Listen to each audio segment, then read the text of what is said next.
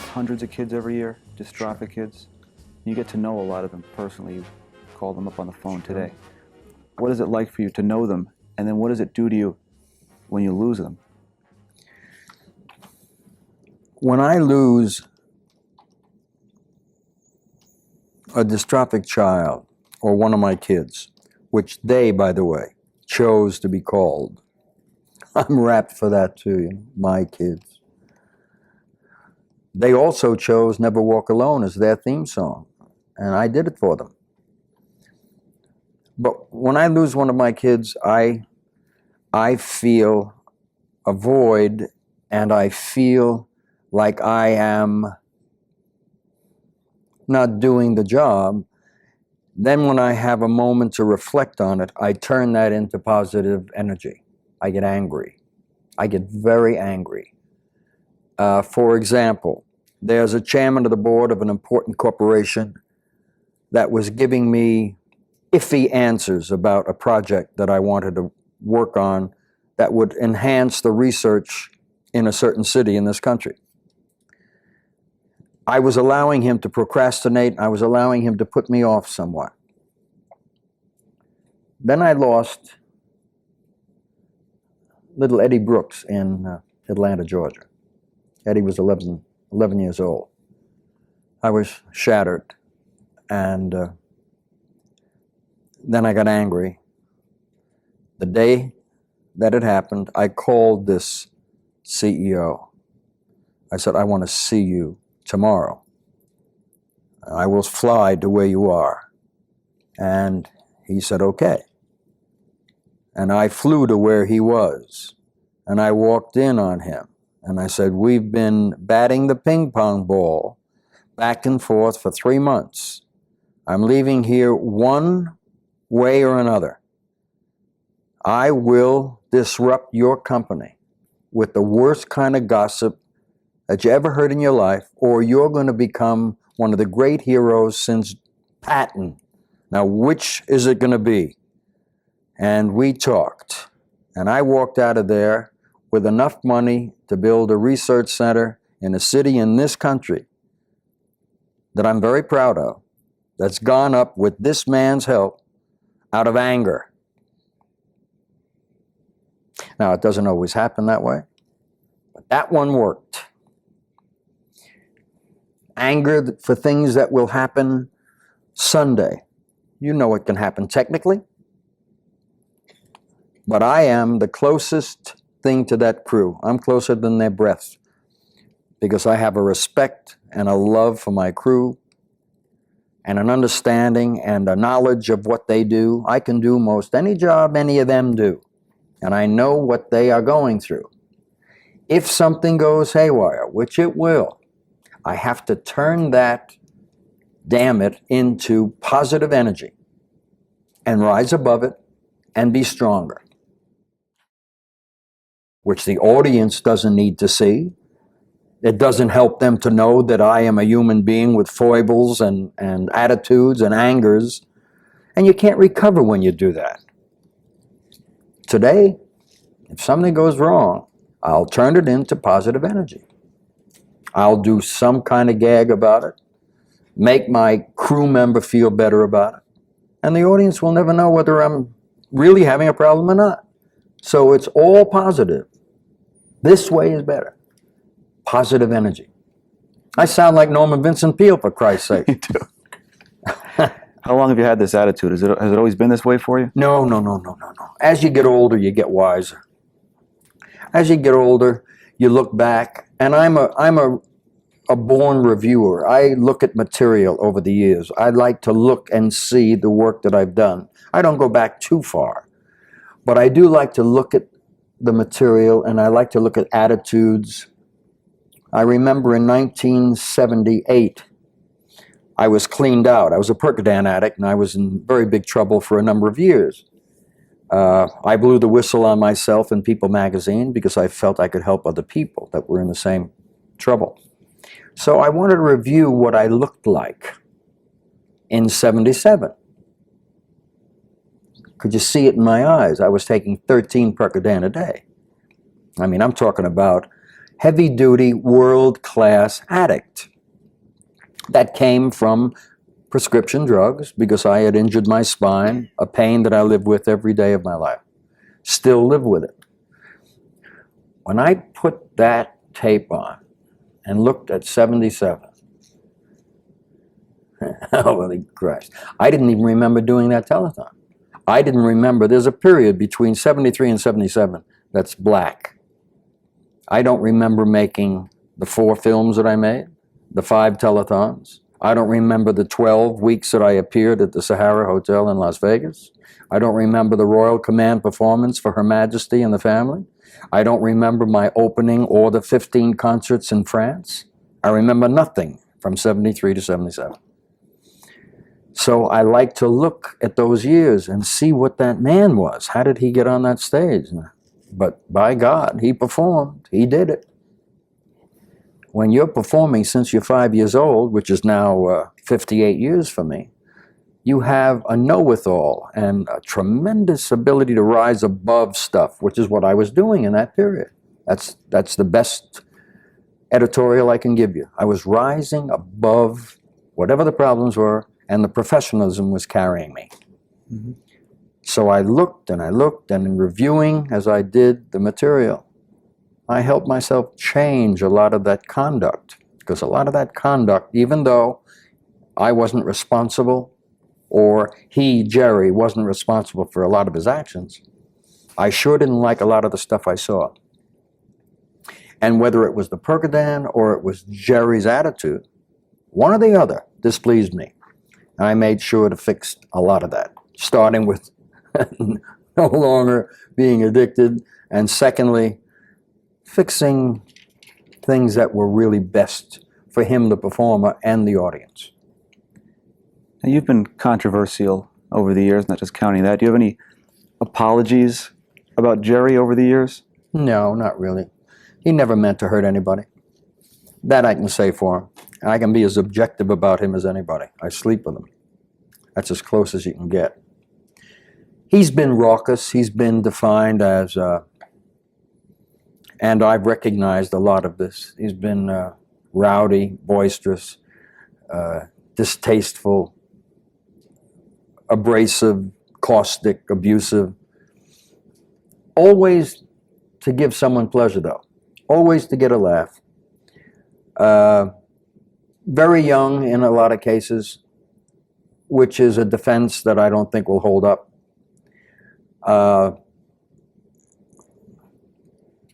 I'm better now, but I wouldn't apologize for anything other than sitting down and by design looking to hurt somebody. Now I know there are people like that plan to do harm to someone, or that don't care that they've done it. I can't live with myself if I hurt somebody, or if I do the wrong thing. If I'm abrasive yet, or caustic, or pushy, or aggressive, the defense for a lot of that is because very often you have to include that in your menu, or you're half a performer. In the case of going on the air Sunday night, you can't badger your audience, but you do have to be strong in your convictions. They're not going to like you if you're a wimp, and they may not like you if you're too strong. So if you can find that wonderful middle somewhere, and I don't like to police me. I don't put up on the board in the third hour, Jerry will become emotional. We talked about that. I get emotional when I get emotional. I cry when I cry. This audience has had 40 years to scrutinize me. If I'm holding 100 to 120 million people throughout this 24 hours, many of this audience has grown up with me. They trust me. They believe in what I'm doing. You can't hold an audience that long unless they do. Then the numbers on the board validify that fact. I get letters from people sometimes that say, you should have challenged that guy that wrote what he wrote. Well, one year I did. I took off on the press and this is not the platform for it. It was wrong. I apologized after the fact because I realized it was wrong. Everything I said was right. But this is not the place for it. So that was wrong. And I'm the first one to tell you I'm wrong. You know why it's easy for me? Because I'm going to be the first one to tell you I'm right. Now, before you can do that, you got to do the other. People will not take hearing from you that you're right unless they hear from you when you're wrong. Simple. Everybody will go with you. They'll go with you 100%.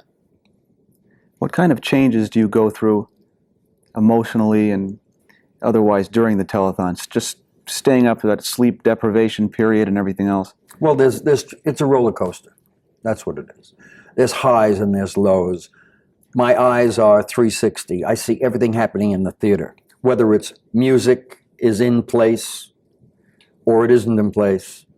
If I see a corporate sponsor making a move towards the stage prematurely, I'm catching that.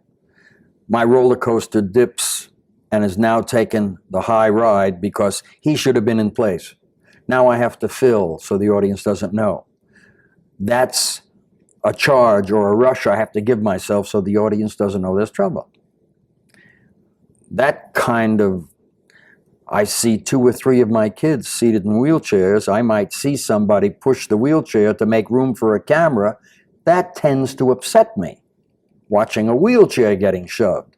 That's back on the roller coaster. Now I'm on the air and I have to let the audience know that the next performer is going to really entertain them, and I can't wait to get down there to whoever it was that pushed the wheelchair to take care of that. Well, I can't let the audience know that. They're never going to see it. So you're on the roller coaster again. Now I'm looking at the wee hours of the morning and the tote board isn't moving. The phones aren't going. Now, unlike other telethons, you'll see any other telethon that goes on the air, the host goes to sleep around midnight. And they come back the next morning refreshed around 10 o'clock. That's not a telethon. I walk out there at 6 o'clock Sunday night, and I don't leave that stage until 22 hours later. Now, I am off during the cutaway to take a shower, change tux. That happens maybe 5, 6 times. Last year, we calculated I was off the stage, literally off the stage, showers and tux changes, 39 minutes. Is that a performer's dream or a performer's nightmare? Oh, it's a nightmare. It's an absolute nightmare. It's a commitment you've made. And I believe you either do a telethon or you don't. See, I call the others half-a-thons. You want to do a half-a-thon? Good. Start it, do 3 hours, go to sleep for 10 hours, and come back and do 6 hours. That's a half-a-thon. Now, what is it like? What feeling do you get when you look at that final tote? Well, the feeling is, remember, I'm looking at the final tote. Like last year was $41,132,113, which is branded in my brain each year. See, I can't tell you what the number was the year before because that gets wiped out when the new one gets branded on. When I see $41,132,113, and I know I'm going to add around 50 million sponsors, corporate firefighters, letter carriers, and that night is representing about $100 million. Remember, it only took $2 million to open the Jerry Lewis Neuromuscular Research Center at UCLA. Only $2 million. I got it built and open with some of the top researchers in the field. And I'm looking at a board that tells me when I add my 2 figures together that I have just earned $100 million for my kids and for this problem. It's like being beamed up and you're spending lunch with Dr. Kirk. What was it? Dr. Spock and Captain Kirk. You can really, you're out of it. The joy of it, that you've succeeded or that you've done this. I especially, because I know where the dollars go. I know what they build. I know that we funded Dr. Kunkel at the Boston Children's Hospital in Boston. And through the millions of dollars that it took for us to fund him, he came up with an answer that has been a mystery for 5,000 years, which opens the door to finding the cure. That's how I feel. Is it easy to fall asleep after this? No, I usually have a production meeting after we go off the air. I'll rap with my crew for anywhere between 3 and 4 hours, talking about what we can do to make it better. My next production meeting is only 6 weeks after the show's over. The first production meeting for the next year is like the second week in October. Then it starts all over again. You bet. It's the only way you can sustain. There's a reason we're number one. And there's a reason why we're able to do what we do. It's not slick. It's not straight cut with Editech, commercial, sponsor, Hollywood, Vegas. Half of them are doing the things that we have created, that we have, as the originators, have stopped doing. But just with it all, you have to do the best entertaining show you can. That's the most important thing, is to entertain the people and inform. Now, most of that audience is going to tune in Sunday night, is going to want to know how we're doing. And our scientific research people have really put together the kind of information that I think is wonderful. I'm proud to have it on the program, because it tells the people stuff they want to hear and they want to know. There's a lot of people that send their 20s and their 50s and their 30s and their 10s or 5s that would like to know what's happening with it. And we're going to give them information that's so exciting, so marvelous, that I can't wait for that, because that gets them up. They want to. The wonderful thing about it is that I have found that people react like, I want to do more. If that's good and it's cooking and it's working, I want to do more. But if you went in front of the audience and said, we're in deep trouble, nothing has happened with all of your help, they wouldn't help you. It's like, well, that's a lost cause. Let's get on to something else. You've made a lot of progress in the last couple of years. Yes, tremendous progress. In the last 2-3 years, we've made 3 inroads specifically that are just far too complicated to get into and do it briefly. But one has, like a lie begets a lie, a research piece of information begets a research piece of information. And the wonderful thing is that our people communicate.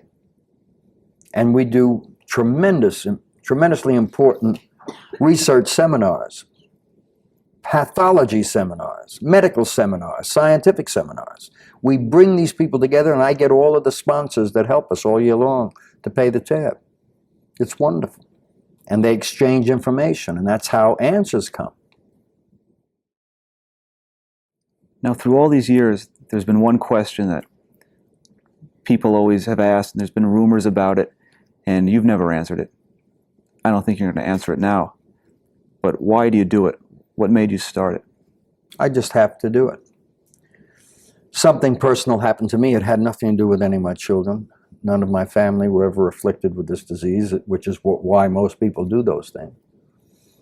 But something personal traumatized my life in 1949.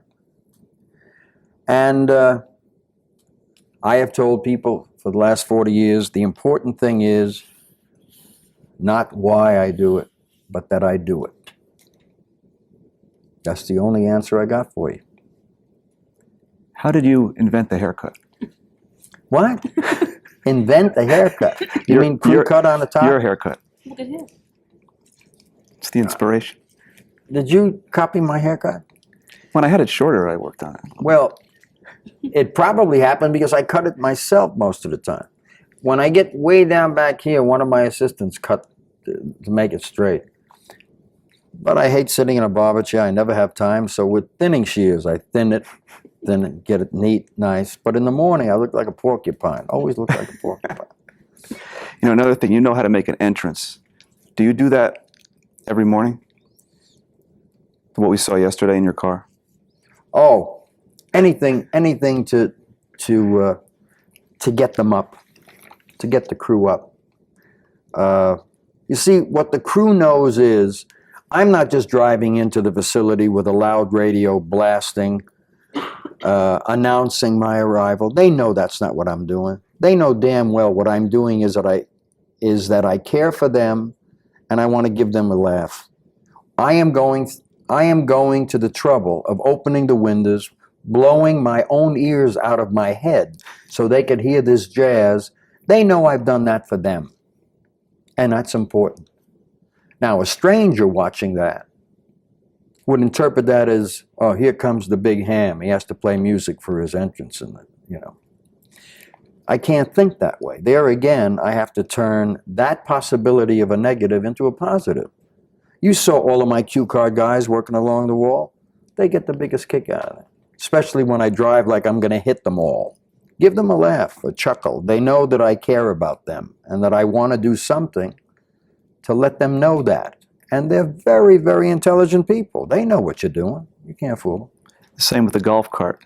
You get a big kick out of that? Oh, sure. Of course. Does that remind you of the old days as a kid on the studio lot? Yeah, at Paramount, I lived on the golf cart. I went from my office to the set. Christ, I spent most of my time on a golf cart. But here, it's such a huge facility. You know, there's 500,000 square feet here. It's giant. And walking it as many times as I have to make that move, just couldn't get it all done in the day. Yeah. So I enjoy the cart. My grandson loves it better than anybody. The whole time we've been here, you have been nonstop. How is the pressure building now on you as we get closer to the telethon? Well, I work well under pressure. Mm-hmm. I have always worked best under pressure. I write best when I'm on deadline. I perform best when I get to the dressing room. I got to get into my tux and get downstairs. I don't know why that is, but pressure has never really bothered me. Stress is a killer. Stress I can't handle. Now, the difference between pressure and stress, I think, at least in my own humble opinion, is pressure is what we all go through in our own respective work. Stress is when you are thrown into a working condition with incompetence and they're not doing the job. You're working under tremendous energy, getting the things done that must be done. And the kind of stress that comes from someone who doesn't care, and that's why they're an incompetent, can give you chest pains. Chest pains is the beginning of going to the OR where they open your chest with a Black & Decker, like I had. Which you know about. Yeah, which I know about. So stress is what really slows me down. I had a perfect example of it today. My crew was working in the theater. There is an act that uses smoke in the act. I don't think it's necessary to blow everyone out of the theater in a rehearsal with that smoke, which will take us some time to clear out. And I told my crew, rehearse them without the smoke. They're not in their outfits. They're not dressed in that number that they're going to do come showtime. What do you need the smoke for? We know there's going to be smoke. The smoke has been checked. We've checked it technically, that the cameras will read it, lights can photograph it. Well, people are coughing and choking. They overloaded with smoke. And I could have saved them that if they just would have listened.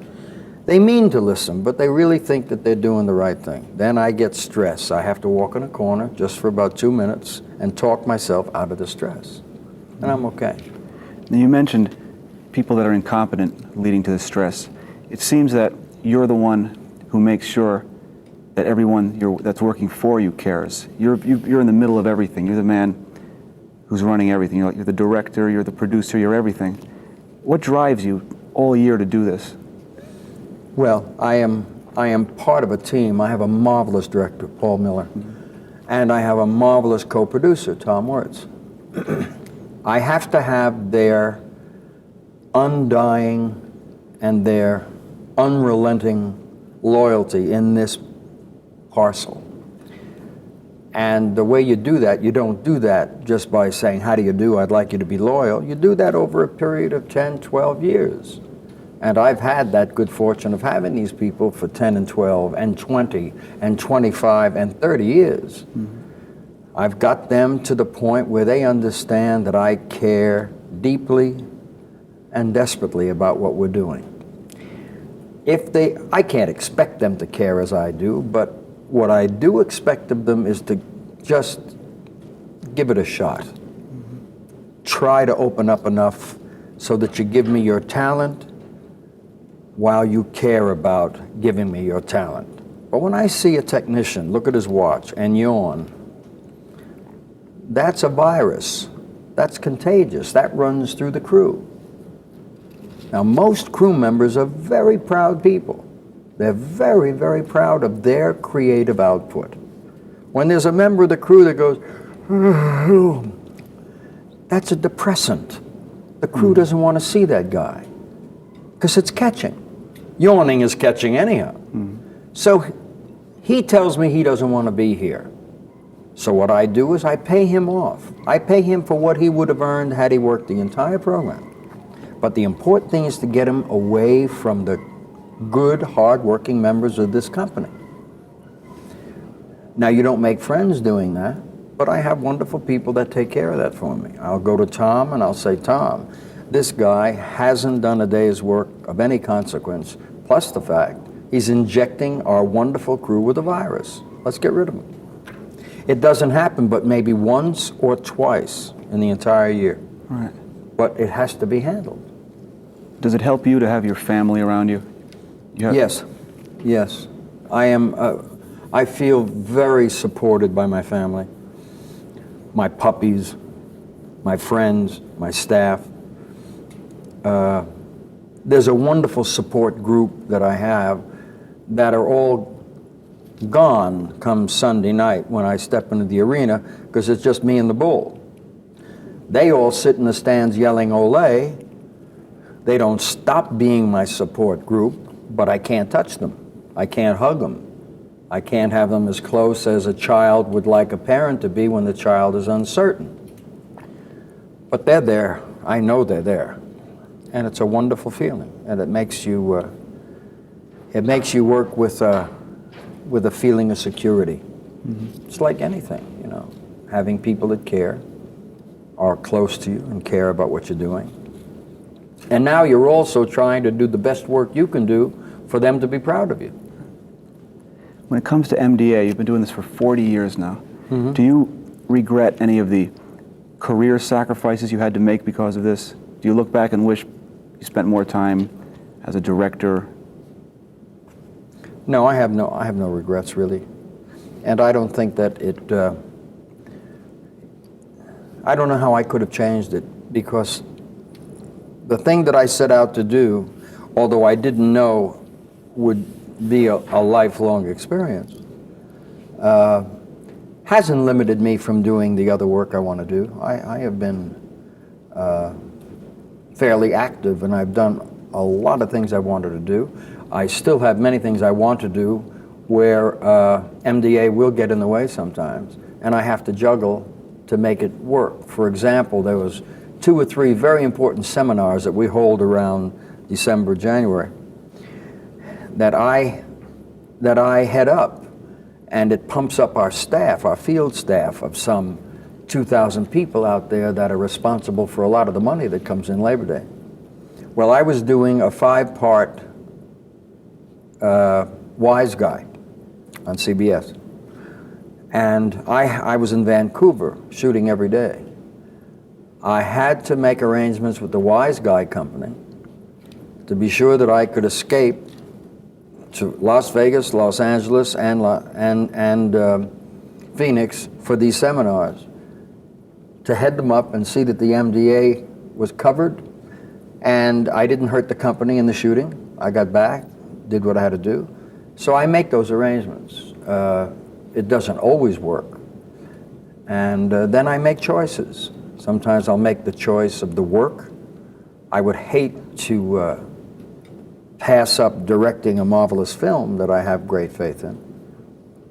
But there's always a way it can be handled. You can do two things at once. There's been many times when I've put in 20-hour days, 8 hours for one project, 12 hours for another project, and you sleep sometimes in the car. You get it done. Did you ever envision 40 years ago when you first did this with your first, what was it, 2-hour telethon? Yeah. Did you ever envision that 40 years later, your life, your career would take that turn where you would go from being known mainly as from a comic to a comic actor to a director to now, Jerry Lewis, Fundraiser. Humanitarian fundraiser? Yeah. No, I never thought 40 years ago that would happen. What I thought was that I would enlighten the public and maybe get them to help, and then it would take off. I never realized that once I made the commitment, there wasn't anyone that's going to take my place. There wasn't anyone I could turn it over to. There were times when I thought maybe that was a possibility in the early days. But you can't. You just can't. The responsibility is too great now. And there are too many people that depend upon me, and there are too many people that I could tell you stories about that would blow your mind, that really are alive because they believe in what I'm doing for them. And if I were to walk away from them, I'm not saying that I have to be careful not to place myself in such a place that it sounds like I am the Messiah. That's not what I'm saying. In the eyes of some of these people, they live day to day as part of what I'm doing, and it really helps them forget the trouble they're in. Could this telethon exist without you? Do you ever see a time when you would retire, step down, hand over the baton? Oh, I don't think there's anything larger than the telethon. I'm sure that it could do very well with someone else. Do you if see it had to. Do you see that time coming? Not this weekend, no. I made a vow almost 40 years ago that I wouldn't quit till I beat it or till I couldn't walk anymore. So I'm not about to walk away. There's no reason for me to walk away from it. I have to. We are getting so close, and the inroads have been so wonderful that it makes some of my fantasy thoughts of, hey, let a younger guy stand there for 24 hours. Let a younger guy put in 11 months putting it together. Those fantasies thoughts are shattered when I get this close to airtime and recognize that the fearless leader has to be there for all the pieces to fall into place. It's a great feeling. Is it a real rush for you? I mean, do you need this every year? Could you go on without the telethon? Oh, of course, surely.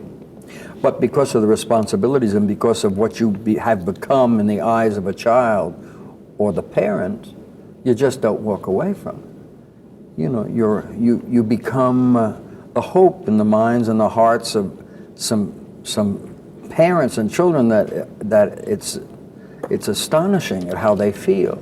And it's very humbling, and it's very difficult to be told, because of you, we get up tomorrow. On account of what you're doing, we are surviving. And because of you, we know we're going to be better, or the cure will come because of what you do. I want to say to them, I'm only one man doing something I need to do, and I have always called it the most selfish work any man has ever done. Mm-hmm. It is. It's the most selfish thing a man could do, what I do, because I get such satisfaction out of seeing the fruits of the labor that it's unbelievable. 40 years ago, a dystrophic child that was diagnosed, please remember, was given maybe 8 to 10 months to live. Now in 1989, when a child is diagnosed as a dystrophic, he's got 15, 16 years for us to find some answers for him. That's some inroad. I take tremendous pride, along with the medical community and the scientific community and the great pathologists we have out all over the world now. We had one clinic in 1949. We've got 250 in this country alone, and we're in almost 79 countries with researchers working on neuromuscular disease, something that I talked to them about 40 years ago and they didn't know what I was talking about. We've come a long way. You don't walk away from that. With all the work you've done, all the good that you've done, all the work that you put into it, you have detractors, there's the cynics. The last couple of days you've had some interesting things to say about them to us. What does that do to you when you pick up something and they say, oh, Jerry takes money under the table, or Jerry's a phony sentimentality on the air? It hurts. It hurts because you're giving every ounce of truth and every ounce of energy that you have to do a good thing. And I don't believe there is a human who can say, quote, that doesn't bother me, end quote. I don't believe there is that human that isn't bothered by a dissenter.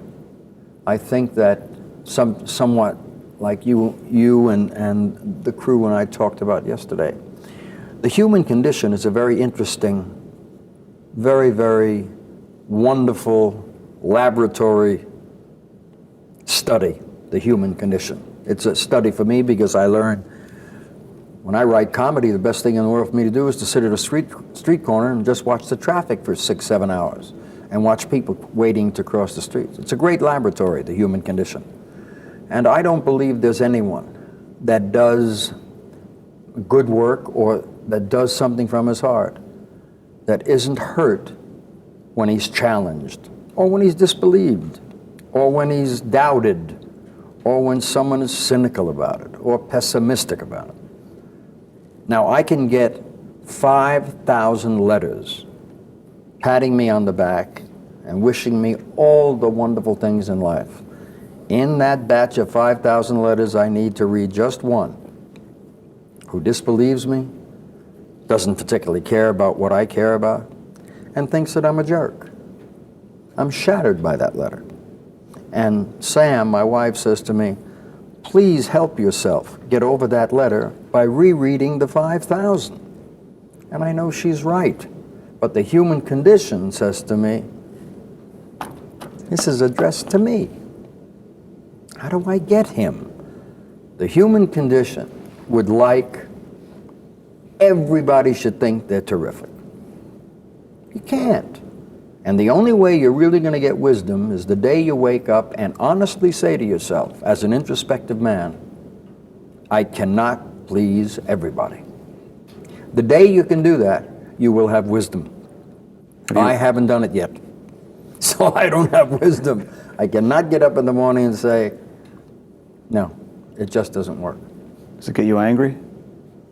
Well, you get angry when it's a cheap shot. You get angry when it's when you know damn well that the letter came from a man who was an attorney, reputable attorney, has a marvelous business in this town, and writes you a seething, pessimistic letter of that nature. And you know the reason for the letter was because you turned down going to his cocktail party.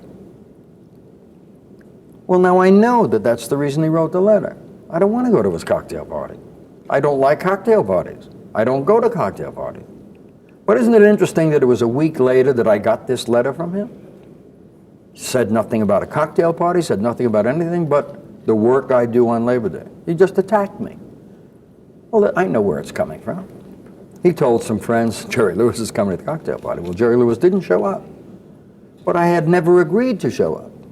The invitation was sent. There was no RSVP. It was just absolutely blatantly, that's what it is. It still troubled me.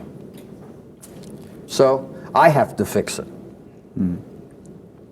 You mentioned in the new Parade article that's going to be coming out Sunday. September 3rd, Sunday, yeah. On Sunday.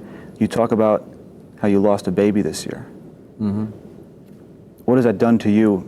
I mean, something like you, you've done so much for kids, for children, for newborn, for pregnant women. What did it do to you? It killed me.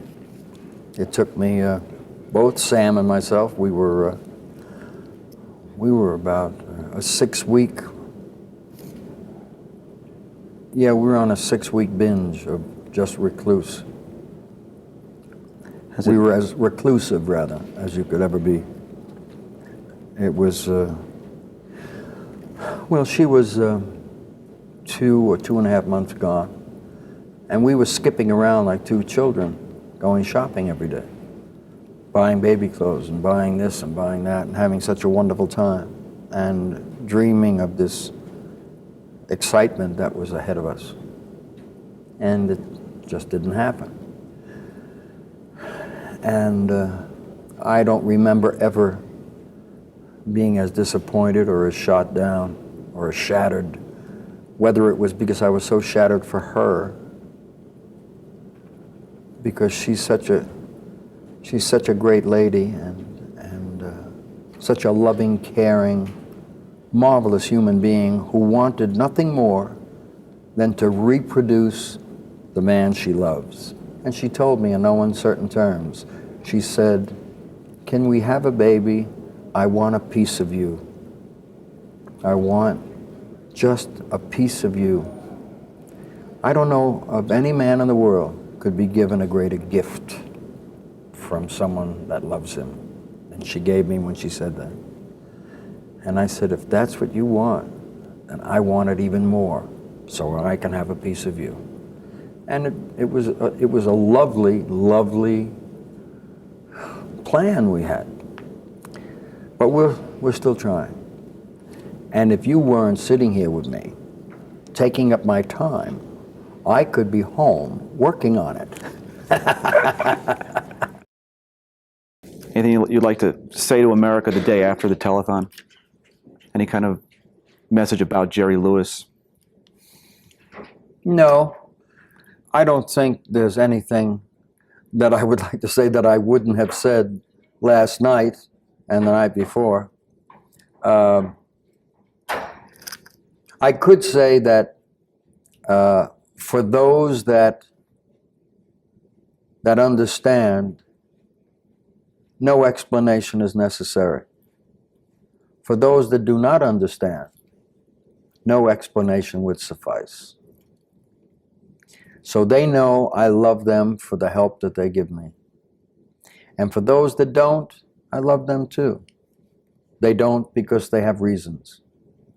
And I am older and wiser now and recognize that you can't win them all. Amen. Thanks for all the time here. Great. Okay, Bert. That was a long 15 minutes, huh? Yeah, but Okay. Great. Thanks a lot. okay.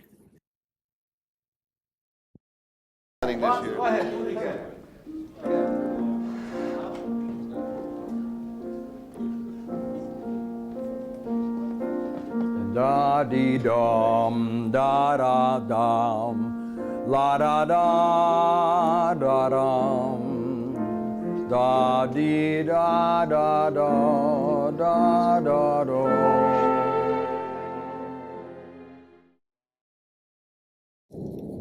It's because it's so unnecessary.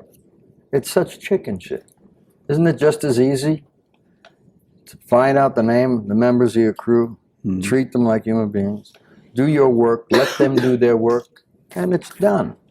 Yeah. But because you forgot something, or because you haven't got the ability to say, I am wrong, you have to pick on someone else to be the scapegoat. That's chicken shit.